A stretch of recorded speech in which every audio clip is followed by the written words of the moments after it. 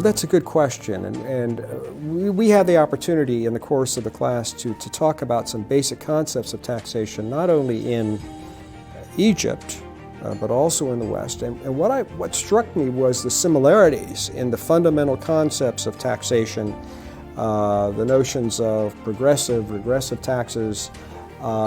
Should we be taxing capital gains more than wages, and what is the impact? But I think what struck me, what I learned from the students, was the importance of taxation as an instrument of economic policy in Egypt, which leads me to believe it's not just the technicalities of taxation that are important to learn and that students do learn here, but what are the macro and microeconomic impacts of tax policy in Egypt.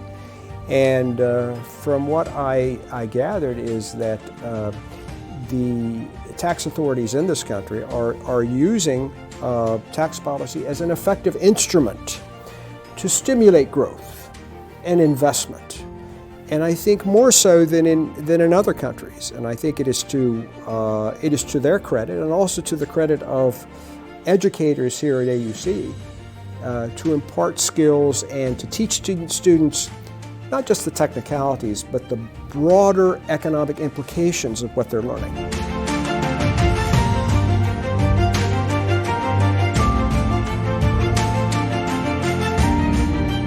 Well, I think that there are a number of challenges, but the challenges are also opportunities. What we're seeing here is tremendous changes. I think the demographics are changing, and they will change with time.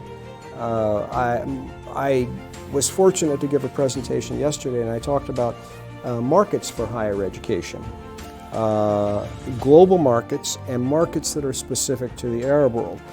And what struck me is that toward the end of this century, Egypt will be one of the most populous nations in the world, which presents both challenges and opportunities. The college-age population of Egypt will surge. And so the question arises, how can we bring higher education to a large segment of the population that would like to have the same quality education that the students at AUC have? And so I see that as an important challenge for educators, for policymakers. Of course, there are the challenges of economic development. How do you generate sufficient wealth to increase the standard of living? I'm confident and I'm optimistic, and the reason why is this country, having spent time in Egypt and having studied the history, the culture, the economy of Egypt, has a very strong and educated middle class. When you look at the Arab world, the center, I often think of it as a center of gravity.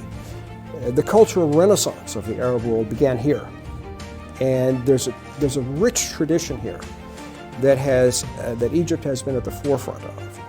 And so I'm confident that despite the challenges that Egypt and surrounding countries face economically, educationally, socially, I'm confident that because of the quality of leadership here, because of your history, your culture, your heritage, I think that Egypt and its leaders will rise to the occasion of these challenges. I have no doubt about it, and I think that despite the challenges, the future looks considerably bright.